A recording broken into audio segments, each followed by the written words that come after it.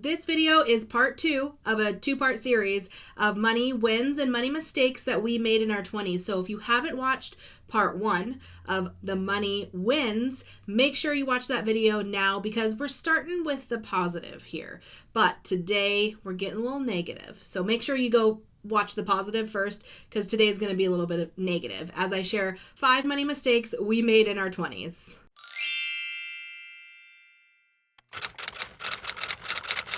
Hey everyone, welcome back to my channel. My name is Allison with Baby Stepping to Freedom. On my channel, I share all about the financial journey of my husband Aaron and I as we've paid off debt and set ourselves up for financial independence.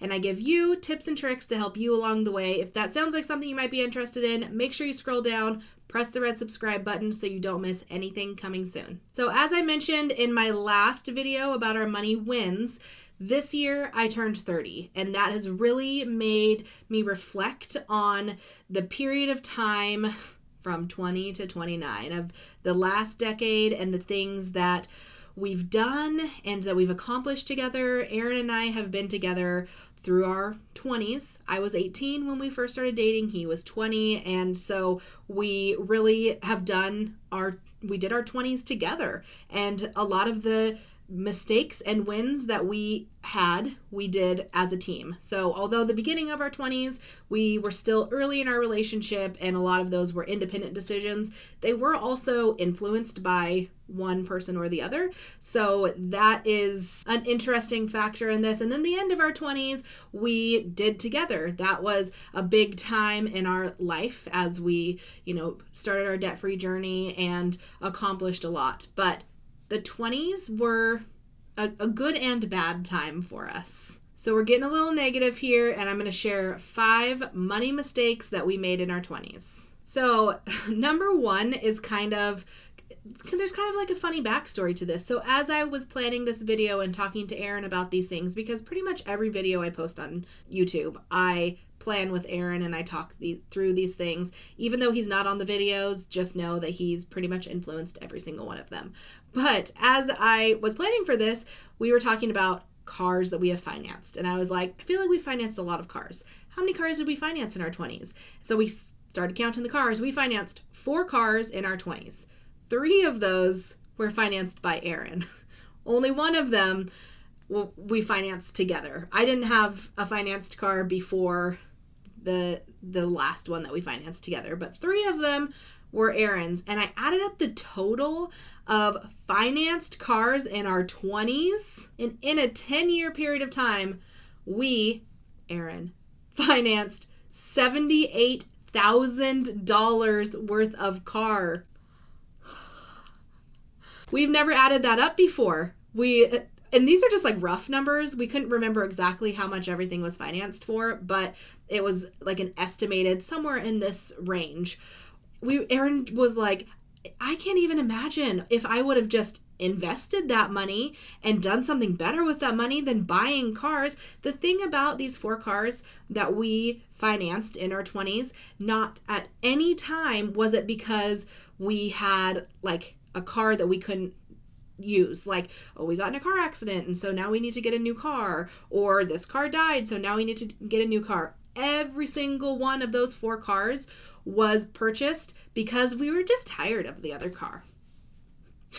And that's like $78,000 and just like, just tired of it. So I'm going to break down the 4 cars just for fun. So the first car financed in our 20s was Aaron's Toyota Yaris that he financed. He had this car when we first got together. He said that he financed it for $17,000. So he had that car for maybe a year, and then he decided, I'm tired of that car. I want something manly and nice. So he got a Toyota Tacoma.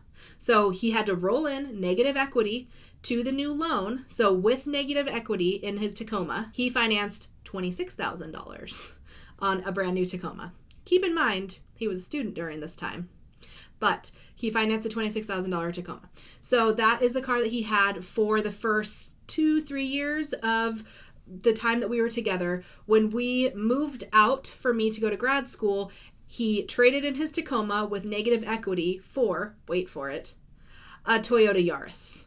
So he had a Toyota Yaris, got the Tacoma, got another Yaris. Same year, same color, same literally everything. He should have just kept the first Yaris, but he did not. So Yaris, Toyota Yaris, we still have that second Yaris.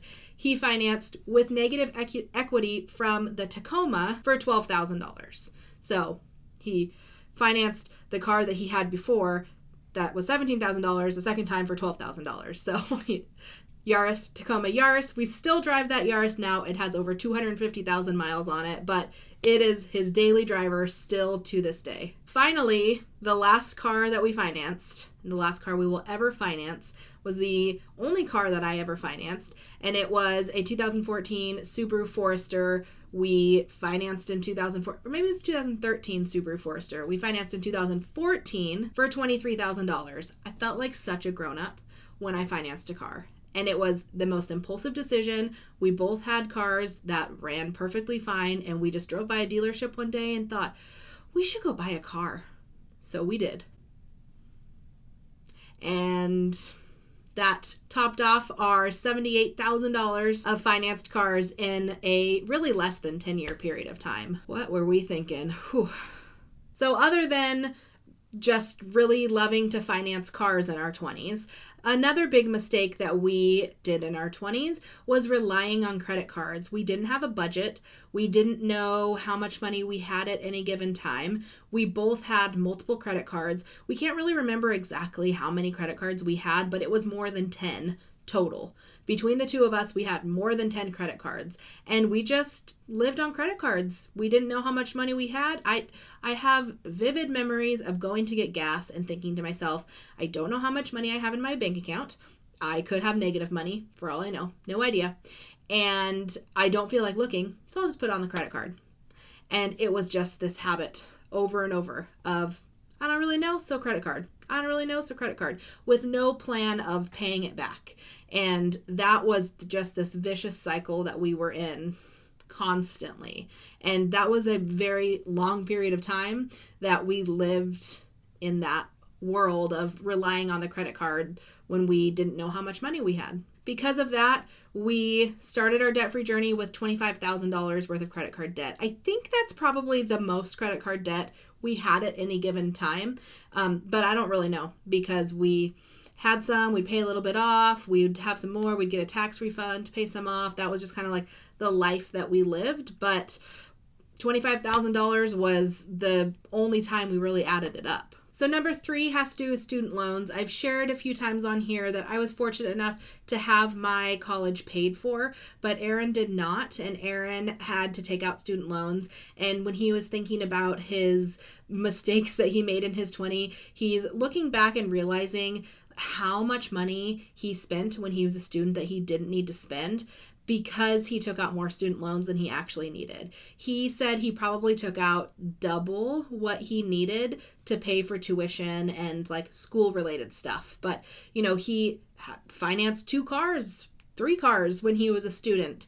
And, you know, he lived with his parents and he worked full time and he was a student, and he still ended up with $46,000 worth of student loan debt. And although one of the wins that we had was that he tried to pay off his student loans as he went, and he did. He paid off a few of his student loans as he went. He still continued to take out more loans than he really needed to keep up with the life that he had made for himself, I guess. And this was encouraged by me. We were together at this time. It's nice when you're a student and you have no money and you get a big student loan, you can go buy the things that you want to buy. Especially when you have no budget or, you know, any system in place to make sure you're not overspending. So during that period of time, if he had a budget and he lived below his means, even living like we do now, where he's keeping track of the money that he has and only spending what he really needs, we probably would have had a lot less student loans. Number 4 kind of fits into that category as well. As we came out of school and got jobs, we continued with that mindset of buying things and not really having a plan for it and doing what feels good. And we made a lot of big, unnecessary purchases that were not needed. So, for example, we bought our house. Although our house was one of our budget wins because it just turned out that it worked out great for us because we bought it at the right time, we didn't know that it was the right time, and we didn't know that it was going to work out for us. We bought a house because we felt like we wanted a house and we had no money for it. And once we bought our house is when we really started acquiring a lot of our debt because we couldn't really afford our house when we bought it. So the house was a big unnecessary purchase. We could have kept renting. We chose not to. When we moved into the house, then we decided we needed to put solar panels on our house because that's necessary, not finance $30,000 for solar panels because we felt like we needed it. Then we financed a $15,000 patio in our backyard because we felt like we needed it. So we had these big unnecessary things that we financed that we felt like we needed when we really didn't. And finally, number 5, the 5th mistake that we made in our 20s was just the feeling that we deserved things. We work hard, so we deserve this. We work hard, so we need this. We need this trip. We need this thing. We need to finance this because we deserve it. That was our life for even before we had our jobs. It got worse when we got our jobs and when we got money, but even when we were students and we're like, well, I work hard in school, so now let's go to Disneyland. We went to Disneyland when we were both students. We were grad students. I had no job. Aaron had a job and was a grad student. We were like, yeah, let's go to Disneyland. So we just continued to feel like we deserved things and that we could buy the things that we wanted, even though we didn't have the money for it. And it was a vicious cycle that got us to our lowest low, which was actually a win because we then started our debt-free journey.